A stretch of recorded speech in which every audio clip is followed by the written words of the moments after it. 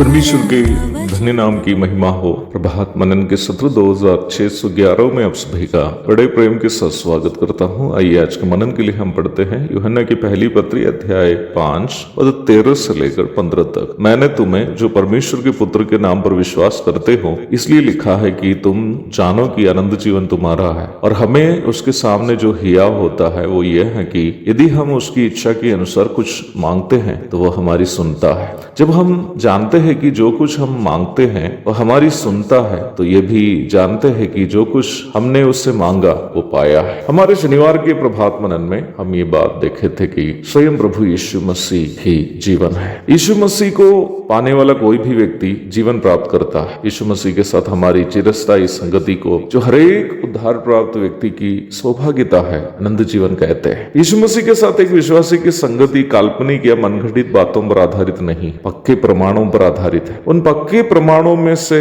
एक दो हम 14 एवं 15 पदों में देखते हैं। यीशु मसीह के साथ एक मसीह विश्वासी की नियमित संगति उस विश्वासी को ये हियाव देता है कि वो प्रभु से बात करे। परमेश्वर से बात करनी एक पापी मनुष्य के लिए असंभव की बात, परंतु यीशु मसीह पर विश्वास करने के द्वारा पाप क्षमा एवं धार्मिकता प्राप्त कोई भी व्यक्ति को यीशु मसीह के द्वारा परमेश्वर पिता से मेल है। रोमी 5:1। यीशु मसीह के कारण पिता परमेश्वर से दुआ प्रार्थना करने और हमारी बातों को परमेश्वर के साथ साझा करने के लिए यह हमें योग्य ठहराता है।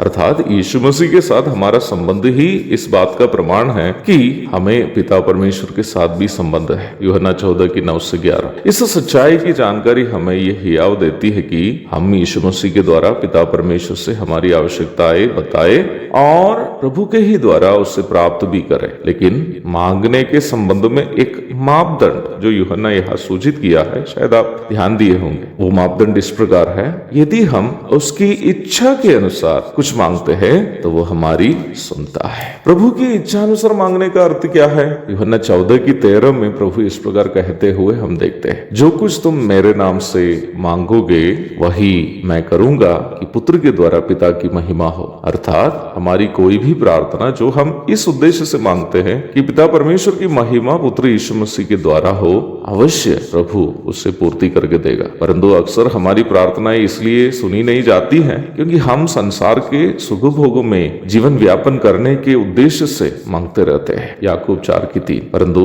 यदि हमें पूरा यकीन हो कि हम जो प्रार्थना कर रहे हैं, हम जो प्रभु से मांग रहे हैं, वो हम प्रभु की महिमा का उद्देश्य से ही मांग रहे हैं, तो वचन हमें ये सुनिश्चितता देता है कि हमारी प्रार्थना अवश्य सुनी जाएगी। ये सुनिश्चितता हमारे परमेश्वर के साथ संबंध का पक्का प्रमाण भी है। एक और शुभ दिन की धन्य कामनाओं के साथ आज का मनन मैं यहाँ समाप्त करता हूँ। प्रभु आप सबको आशीष दे।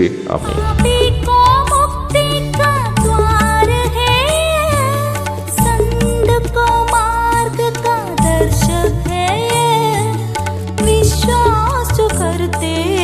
उसके लिए अनंत जीवन